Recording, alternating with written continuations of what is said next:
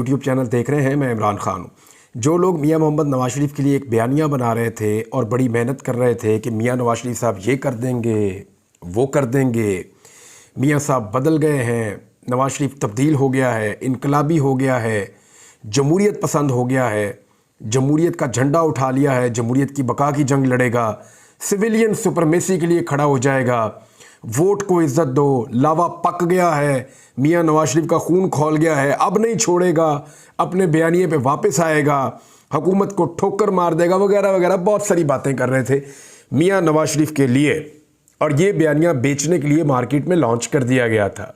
पहले कुछ सहाफ़ियों ने कहना शुरू किया, फिर मियाँ नवाज शरीफ के कुछ बहुत करीबी साथियों ने कहना शुरू किया। तो पूरा एक खेल इन्होंने तैयार किया था कि मियाँ नवाज शरीफ को एक अपोजिशन लीडर या हीरो टाइप या इनकलाबी टाइप चीज़ बनाकर पेश किया जाए। लेकिन उसका पोल आज एक दिन में खुल गया है। मियाँ नवाज शरीफ की बेटी पंजाब में वज़ीर आला है और पंजाब में जिस लेवल की फस्तायत, जबर, बेईमानी, फ्रॉड, धोखा, धांधली, नंगी धांधली आज हुई है, इसकी मिसाल तो 8 फरवरी और 9 फरवरी को भी नहीं मिलती। यानी जो कुछ आज हमने देखा, जो मनाजिर आज नजर आए, तो नवाज शरीफ तो इनकलाबी नहीं बना। नवाज शरीफ तो आज भी इक़्तिदार की सियासत नहीं, इक़्तिदार की सियासत कर रहा है। उसको आज भी सीटें चाहिए अपने भाई के लिए MNAs और अपनी बेटी के लिए MPAs। तो जिन लोगों के दिमाग में ये खुन्नास या ये कीड़ा पैदा हो चुका था कि नवाज शरीफ की सोच बदल गई है, फितरत बदल गई है, या नवाज शरीफ ने अपना तरीक़ाकार बदल दिया है, वो लोग अपने दिमाग का मेरे ख्याल में इलाज करवा लें। क्योंकि नवाज शरीफ आज भी वही है जो वो कल थे। वो हमेशा इक़्तिदार में नवाज शरीफ साहब कैसे आए? डील करके, गोद में बैठ के, जूते साफ करके, हमेशा इसी तरह से मियाँ साहब इक़्तिदार में आते रहे हैं। मियाँ साहब ने अपना तरीक़ा वारदात तब्दील नहीं किया। आज भी मियाँ साहब उसी तरीके पर गामजन है। और ये जो मनाजिर आज पूरे पंजाब में नज़र आ रहे हैं, वो गवाही दे रहे हैं कि नवाज शरीफ एक्चुअली क्या है, और वो आज भी वही कर रहे हैं जो वो हमेशा करते रहे हैं। इमरान खान साहब का एक स्टेटमेंट फिर मैं आपको बताता हूँ कि आज पंजाब में क्या कुछ हुआ है। इमरान खान साहब ने स्टेटमेंट दिया था, उसको बहुत ज़्यादा वायरल किया गया आज के दिन में तहरीक इंसाफ की जानिब से कि अल्लाह के हुक्म से ये मैच मैं जीत कर दिखाऊंगा, कौम अपनी जद्दोजहद जारी रखे। अच्छा, धांधली के बारे में ना, एक दफ़ा इमरान खान के दौरे हुकूमत में भी धांधली हुई थी और इंतज़ामिया ने पूरी कोशिश की थी पंजाब में कि डस्का का इलेक्शन जीता जाए PMLN से, और वहाँ पे कोई धुंध शुंध का ये वो फ़ायदा उठाने की कोशिश की गई। बंदे गायब हो गए। कुछ लोग कहते हैं PMLN ने गायब किए, कुछ लोग कहते हैं मिली भगत थी, कुछ लोग कहते हैं कि इमरान खान साहब के दौरे हुकूमत में उनकी हुकूमत ये कर रही थी। लेकिन जो भी था, थी उस दिन धांधली। जिन लोगों को उस दिन वो धुंध और धांधली नज़र आ रही थी ना, उन्हें आज कुछ नहीं नज़र आ रहा। वो लोग आज बात करने के लिए तैयार नहीं है, मुंह खोलने के लिए तैयार नहीं है। कितनी नंगी धांधली है, इसकी मिसालें मैं आपको बता देता हूं कि बहुत सारी जगहों के ऊपर तो लड़ाई और झगड़े हुए हैं धांधली की वजह से। स्पेशली जो मनाजिर हमने 3-4 जगहों पे, एक तो लाहौर में जो मनाजिर हमने देखे, जो गुजरात में हमने मनाजिर देखे, जो नारोवाल में हमने मनाजिर देखे, और जो शेखुपुरा में हमने मनाजिर देखे, ये 4 जगह तो कमाल ही हो गया। आज कसूर के अंदर इवन जो है वो बहुत सारी ऐसी चीज़ें नज़र आई और हम वो देखते रहे। यानी एक चीज़ जो मैंने पहले बताया था कि फॉर्म 45 जो है वो आपने हर सूरत में, मैंने कहा, पोलिंग एजेंट्स को हासिल करना चाहिए, और ऐसा फॉर्म 45 हासिल करें जिस पे तमाम पोलिंग एजेंट्स के भी दस्तखत हों प्रिजाइडिंग ऑफिसर के साथ साथ। देखिए, प्रिजाइडिंग ऑफिसर ने फॉर्म 45 के ऊपर दस्तखत करने हैं, ये बहुत ज़रूरी है। ये वो फॉर्म होता है जिसके ऊपर लिखा जाता है कि फ़लाँ फ़लाँ पार्टी ने इतने इतने वोट हासिल किए। जब गिनती होती है तो आखिर में गिनती के बाद जब लिख दिया जाता है कि इस पार्टी के इतने वोट हैं, इस पार्टी के इतने वोट हैं, फलां पार्टी के फलां वोट हैं, फलां पार्टी के फलां वोट हैं, जब सारी गिनती होने के बाद ये लिख दिया जाता है तमाम पोलिंग एजेंट्स की मौजूदगी में, तो प्रिजाइडिंग ऑफिसर ये कहता है कि जनाब आप सब इस फॉर्म पे मुत्तफिक हैं। तो सारे कहते हैं जी मुत्तफिक हैं। तो फिर इस इत्तफाक के ऊपर आप सारे दस्तखत कर दीजिए। फिर एक एक करके सारे जो पोलिंग एजेंट है मुख्तलिफ पॉलिटिकल पार्टीज़ के, पीपल्स पार्टी, नून लीग, जमात इस्लामी, तहरीक इंसाफ, सारे तहरीक लब्बैक, वो सारे इसके ऊपर एक एक करके दस्तखत कर देते हैं। फिर प्रिजाइडिंग ऑफिसर भी दस्तखत कर देता है। फिर जितने भी पोलिंग एजेंट हैं उन सबको एक एक फॉर्म 45 मिल जाता है। ये सारा कुछ तब होता है जब पोलिंग का अमल ख़त्म हो जाता है, पोलिंग स्टेशन के अंदर काम ख़त्म हो जाता है, और उसके बाद जब गिनती होती है तो गिनती फाइनल होने के बाद ये फॉर्म तैयार किया जाता है जिसको फॉर्म 45 कहते हैं। लेकिन आज क्या हुआ, प्रिजाइडिंग अफसर ने एतराफ़ कर लिया खुद कि उसने फार्म 45 तहरीक इंसाफ के पोलिंग एजेंट से पहले ही दस्तखत करवा लिए थे। यानी ये कोई दोपहर 12 बजे की वीडियो है और इसमें जो पोलिंग स्टेशन के अंदर का एक सीन है और इसको विजिट किया जा रहा है पाकिस्तान तहरीक इंसाफ के उम्मीदवार की जानिब से, तो उन्हें वहाँ पता चलता है कि यहाँ जितने भी पोलिंग एजेंट बैठे हैं, चाहे पीपल्स पार्टी, नून लीग, पीटीआई, जमात इस्लामी, जिन भी जमातों से उनका ताल्लुक है, उन तमाम पोलिंग एजेंट से पहले ही खाली फॉर्म 45 पे दस्तखत करवा लिए गए हैं। अब बाद में उस फॉर्म 45 पे जो मर्जी लिख दिया जाए।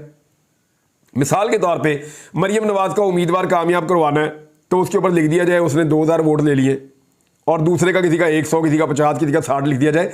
ये लोग तो कभी क्लेम ही नहीं कर सकते। वो इसलिए नहीं कर सकते कि इनके दस्तखत तो वहां पे मौजूद है।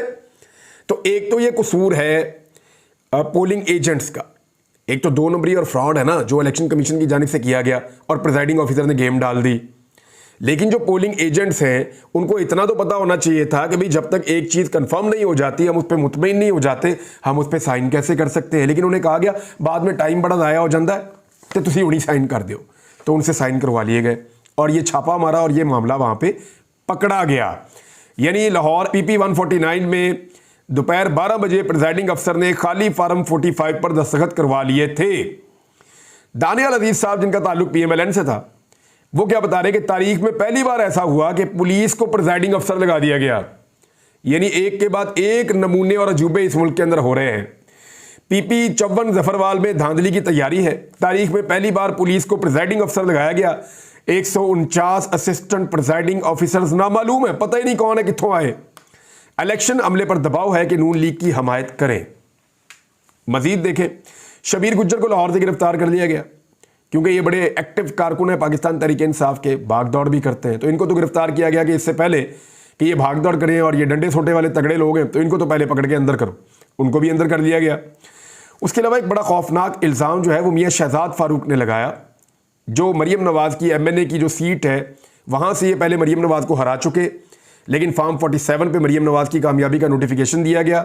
अब ये दोबारा मरियम नवाज़ की पार्टी के अली परवेज़ मलिक के मुकाबले में फिर मैदान में उतरे और ये दोबारा एक फेवरेट कैंडिडेट है इस हल्के के।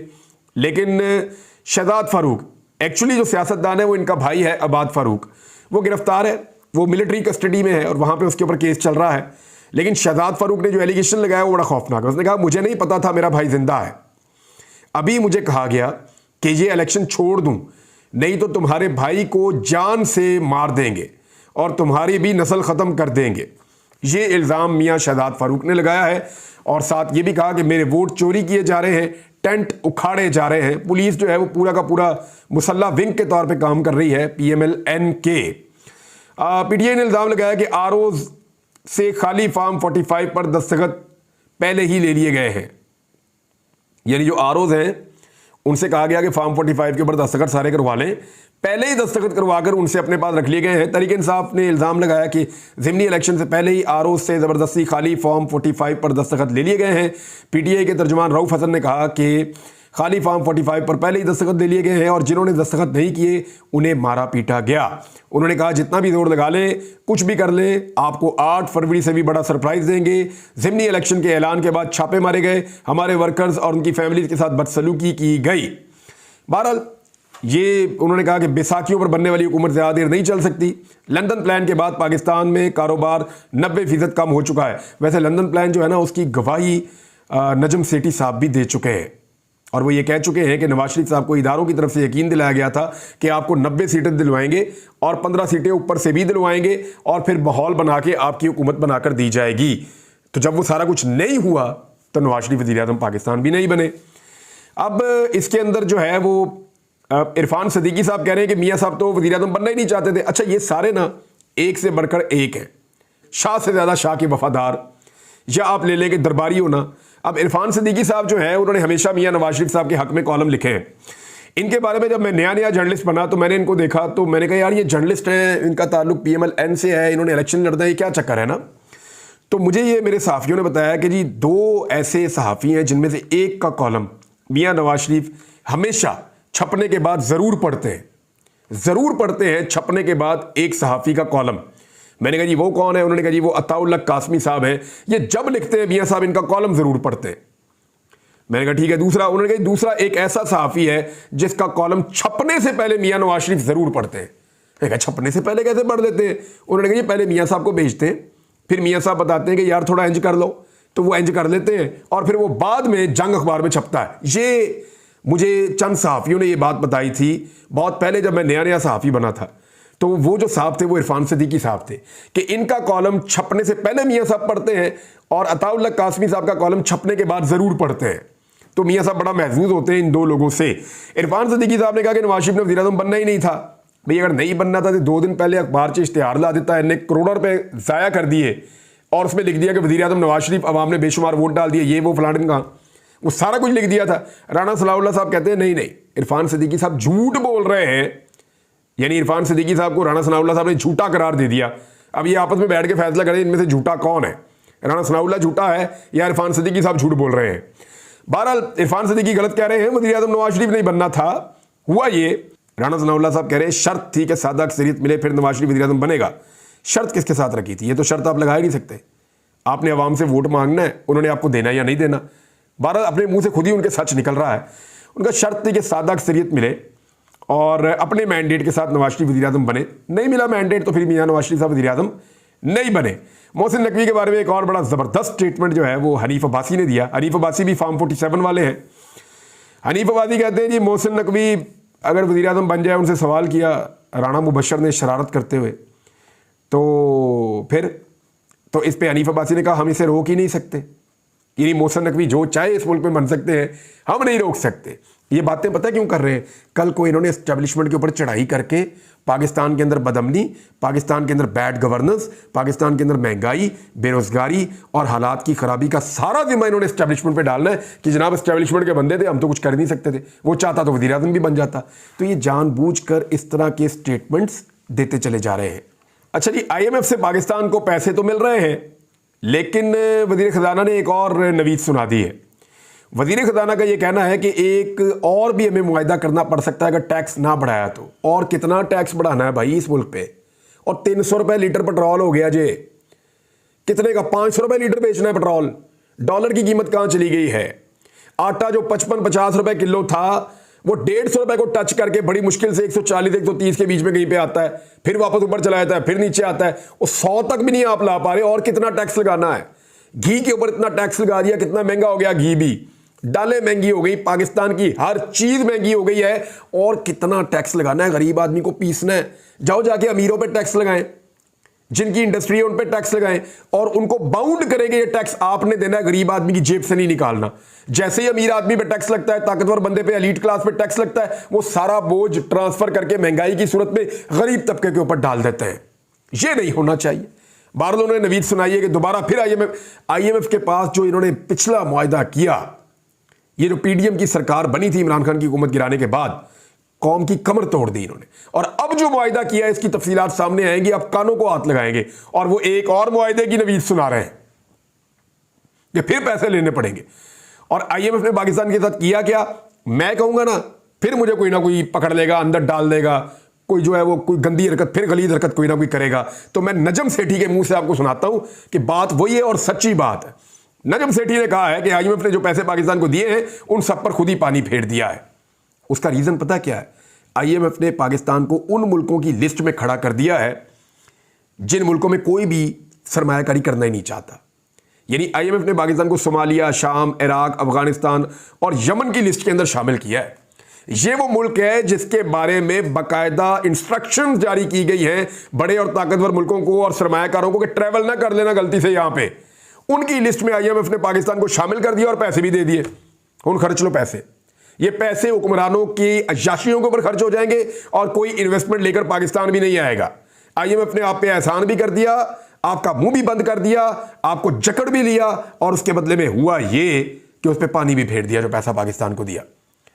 कहां आएगा इन्वेस्टर उस मुल्क के अंदर जिसको आप यमन बना रहे हैं, सोमालिया बना रहे हैं, अफगानिस्तान बना रहे हैं, इराक बना रहे हैं। यानी उस सफ के अंदर आप खड़ा कर रहे हैं पाकिस्तान को। शाम, वहां पे किस तरह की खाना जंगी लगी हुई है। बहरहाल ये जो सारी चीजें हैं इनके ऊपर गौर करना पड़ेगा कि क्या पाकिस्तान को जानबूझकर घेरा जा रहा है, इंडिया किस तरह के ताने दे रहा है, अमेरिका उन तमाम कंपनियों पर पाबंदियां लगा रहा है जो पाकिस्तान को हथियार बनाने में मदद फराहम करती हैं मुबैना तौर पे। जब ये सारी चीजों को आप इकट्ठा करके देखते हैं तो देयर इज समथिंग, कुछ ना कुछ पकड़ा है पाकिस्तान के खिलाफ, लेकिन हम समझने के लिए और सोचने के लिए तैयार ही नहीं है। हमारी समझ में एक ही बात आती है, इमरान खान को तुम दो बस। हमारी समझ में एक ही बात आती है, इसकी बीवी को इसको सांस नहीं लेने देना, पाकिस्तानियों के दिमाग से इमरान खान का नक्श मिटा दो किसी तरह, बस यही एक मिशन है हमारा रह गया। बाकी मुल्क का चाहे भाड़ में जाए, कुछ भी हो जाए, मुल्क की किसी को फिक्र ही नहीं है। दहशतगर्दी वो बढ़ती जा रही है, महंगाई है वो बढ़ती जा रही है, बदअमनी है वो बढ़ती जा रही है, लोगों का एतमाद इस मुल्क के ऊपर खत्म होता चला जा रहा है। कोई चीज तो एक हो जो इस मुल्क में सही चल रही हो, कोई एक चीज हो जो इस मुल्क में इस वक्त कंट्रोल हो। यानी तोशा खाना के अंदर गाड़ियों वाले निकल गए, गड़ी वाला फंस गया।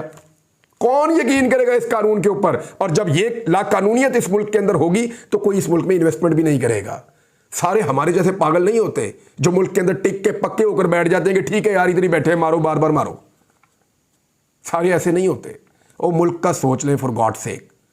रोहिदास खान साहब जो है वो इंतकाल कर गए हैं। जाते जाते उनका जो आखिरी एक बड़ा स्टेटमेंट था वो मैं आपके सामने रख देता हूं।